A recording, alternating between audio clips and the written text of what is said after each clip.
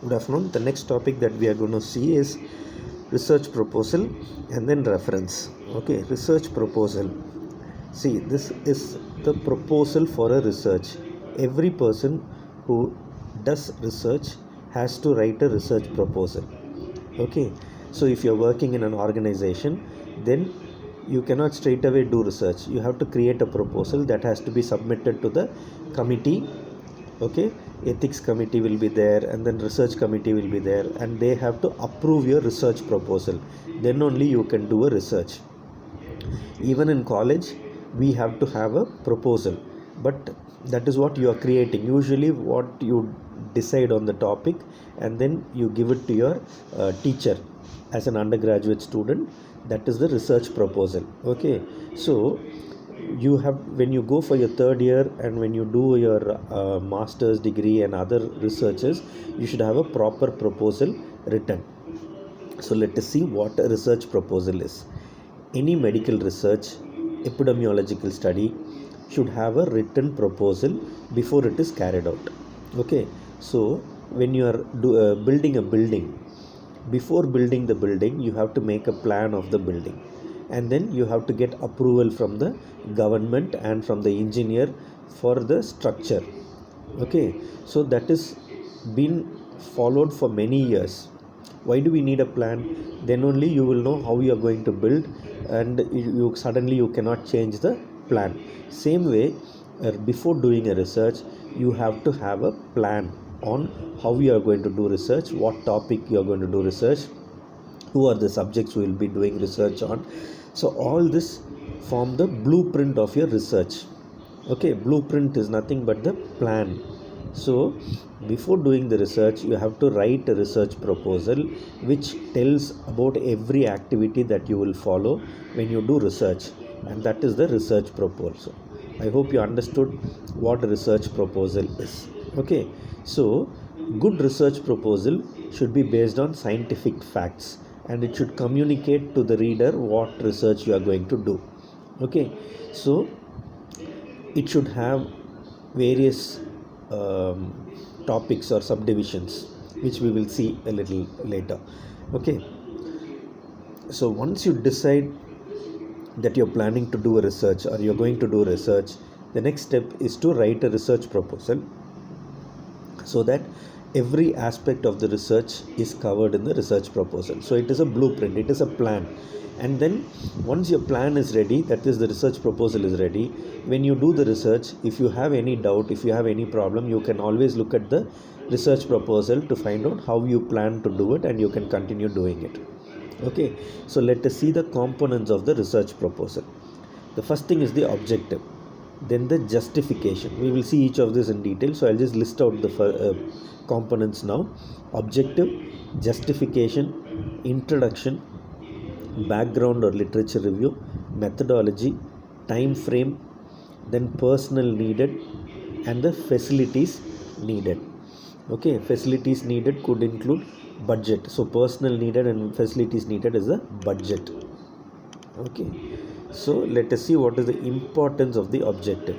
See, in any research, the objectives are the most important because that state what you are planning to do. Objective before starting a research tells the reader what your research is about and what you are planning to do. Okay, so that is why objectives come first. Okay, what is your objective of studying medical sociology? Your objective is to finish the course and get a job and start earning money. That may be the objective for some people. For some people, you want to change the society. That is your objective. For others, there may be other objectives. So each research will have a specific objective or many objectives. Okay, so the objectives in the study or research should be stated very clearly. It is very important that you are very clear in your objective. Okay, so usually we say objective should be SMART. Okay, SMART means specific, measurable, achievable, and it should be within a particular time frame. Okay, so your objective, when you write it itself, it should be SMART. Yesterday also in previous class I gave an example of how the nurse knowledge of nurses on self-care and leprosy is an objective. Okay, so when you do the objectives, you should not have too many objectives. Then when you do research, you will be confused whether you have achieved the objective, and too many will actually spoil your research. So you should have few relevant research objectives. Okay, and they should be written clearly. Some people say only one objective is enough. Okay, and one main objective, and you can have 3 or 4 sub objectives based on the main objective. So that is more relevant to a study. And if you have more than one objective, then the first one should be the main objective, the next one should be the second objective, or the following objectives. Okay, so that is the objective. Next is the introduction section.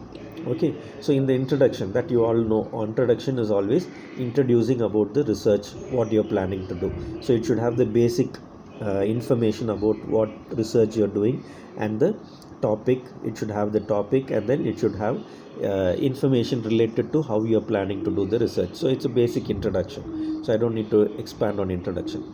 The third important part is the literature review. Okay, and background of the study.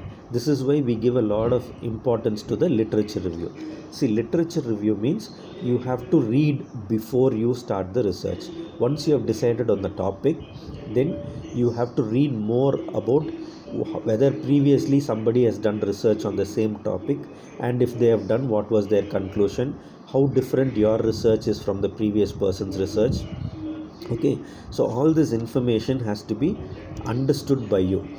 Okay, so this is also an important thing. And for you as a researcher, just taking some part of previous research and putting it in your introduction or literature review will not be enough. You have to understand it, and anybody who's reading it should find that there is a sequence, or there is a order in which you have written.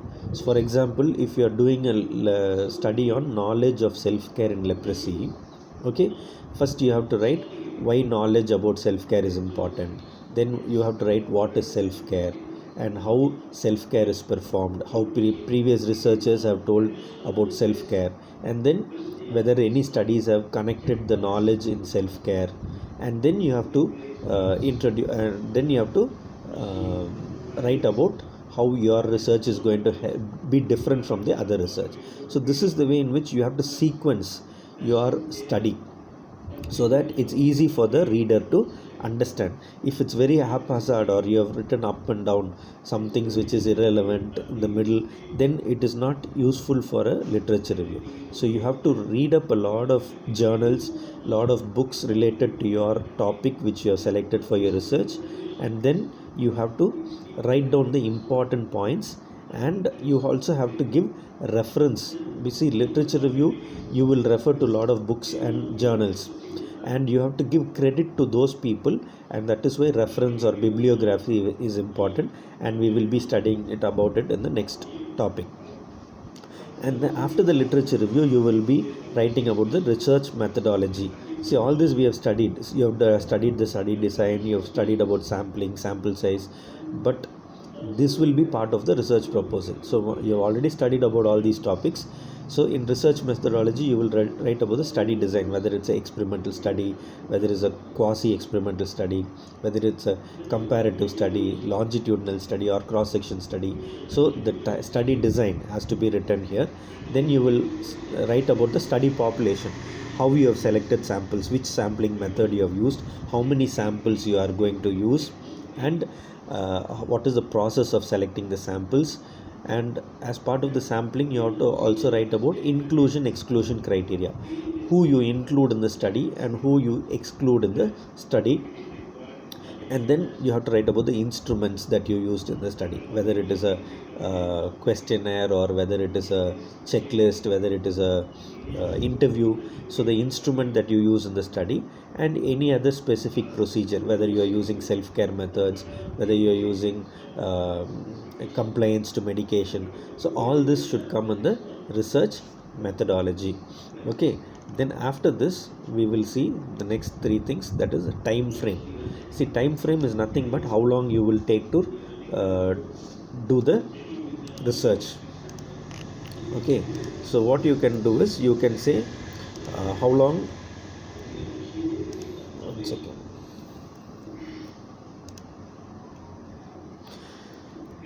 So how long your research will take, whether, see, there is something called as a Gantt chart. That means first 6 months what you will do, next 6 months what you will do. If you are doing a funded project for 2-year project, then you have to make a plan for every 3 months or 6 months. Sometimes some of the plans can overlap. When you are doing the literature review, you may also be doing work on some other aspect like sampling. Okay, so it can, some parts of your research can overlap, so that has to be written there. And uh, then you also have to write about the budget.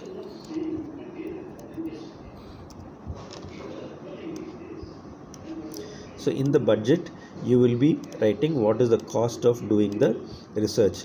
See, as a student you may not have to write about the budget, but if you are doing a funded project, if you are getting funding from some agency like the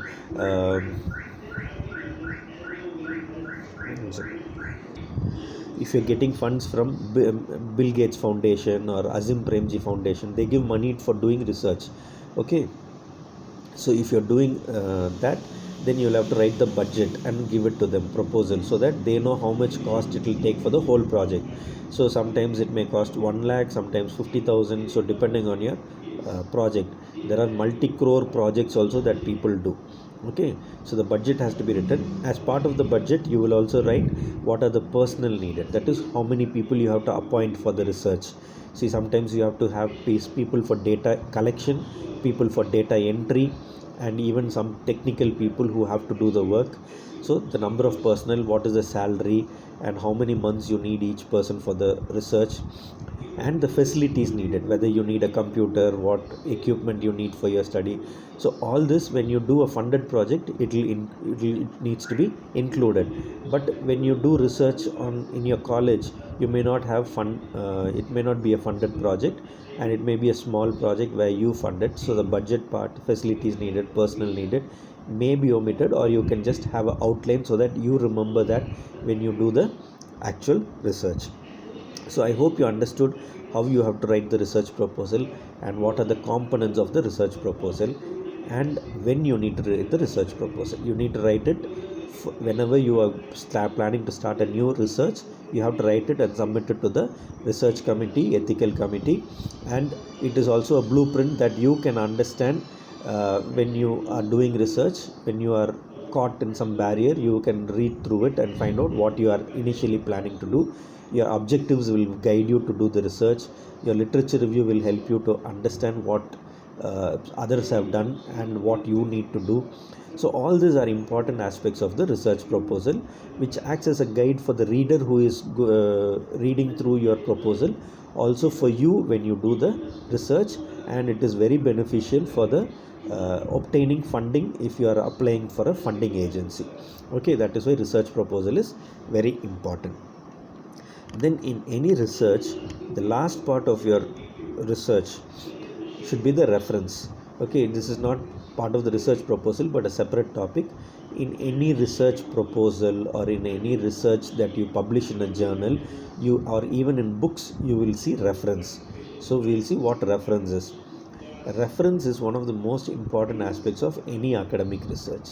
Okay, so what is reference is, when you go through literature and use that in your journal or in your if you are writing a book, then you are writing some chapters, and when you write a chapter in a book, you have to use other information. You cannot write only your information. You have to support your ideas with earlier research. So when you look at the other journals and take information from there, then you have to give credit to them, because they have done the research and you are using their information in your paper, research paper or book.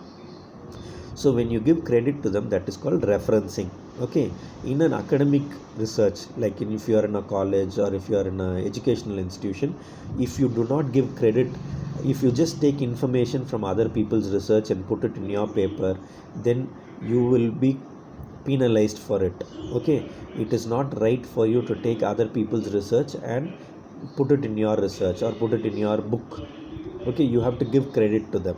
If you do not give credit, that will be called as copying or plagiarism. Okay, so reference is very important. So there is a difference between the reference and the bibliography. Bibliography also we will see a little later. So what is the difference between reference and bibliography? See, you may have consulted a lot of, when you do literature review, you will read a lot of information in different formats. Okay, so whenever you use the information, that has to be given in the reference. That is the reference. Okay, whereas bibliography is what all you have read, what all you have used information, that is bibliography. So if you have used it in your research, then you have to cite it, and that is called reference. Okay, so there are certain ways in which you can give a reference. There are styles of reference. Okay, so we will see what are the common methods of referring a document, source document. You can use it in your essay or thesis or assignment. So wherever you use it, you have to give reference. Okay, so remember, reference is very important. Even if you are given an assignment and if you get information from the internet, you have to give reference so that your teacher can check, and so that it can be felt that you have not copied information, but you have used information and you have given credit to the author who actually wrote it first.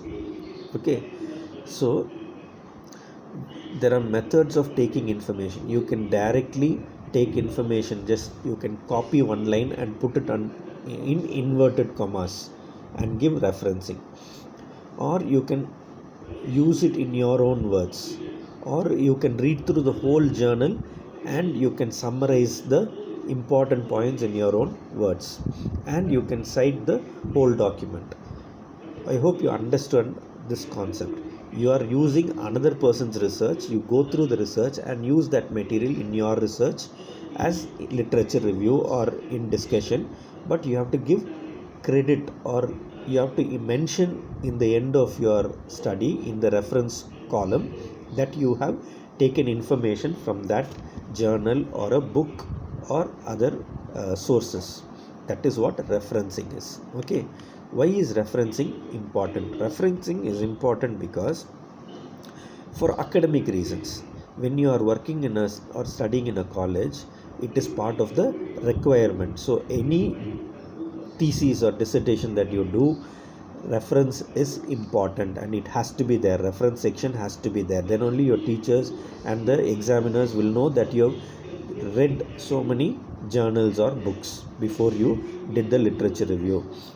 And referencing also makes the reader to understand that you have evidence, that you have gone through so many different journals or books, and that has been the base for your research. Okay, and it gives credibility, or it gives importance, it adds value to your research.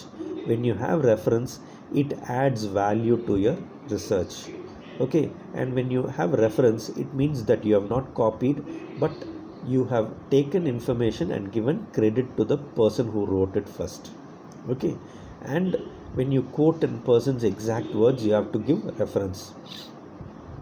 And even if you take any pictures, tables, for example, if you take any pictures from the internet, then you have to say that you have used that picture from which website, and that means that you have given credit to the person who has first created that picture.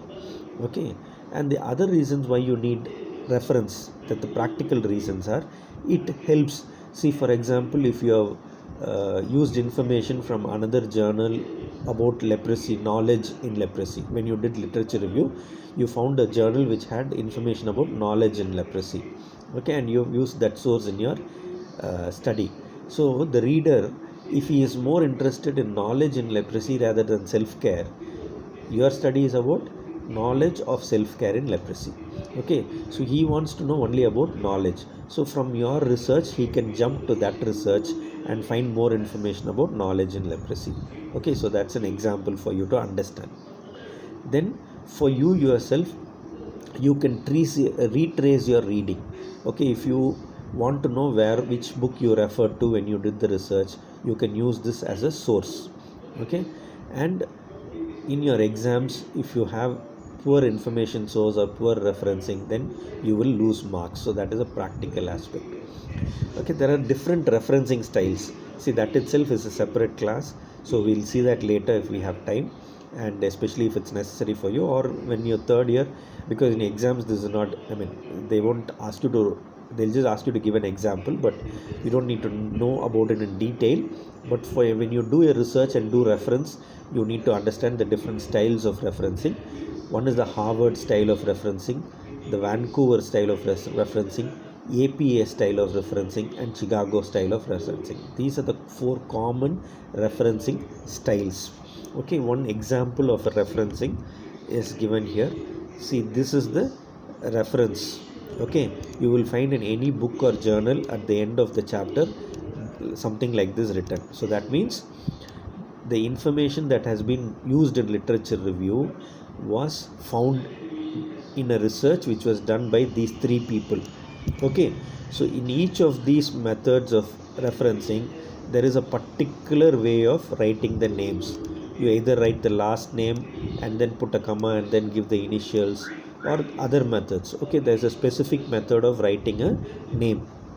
Then the year of publication is written, then the topic of research by these three people, that is written, and then the journal where it was published is written, and the volume and the page numbers where it was published is written. So if you are using information from this research, then anybody who wants to jump from your research proposal or your research thesis to this research can use this information and search on the internet and go to that journal and get more information from this.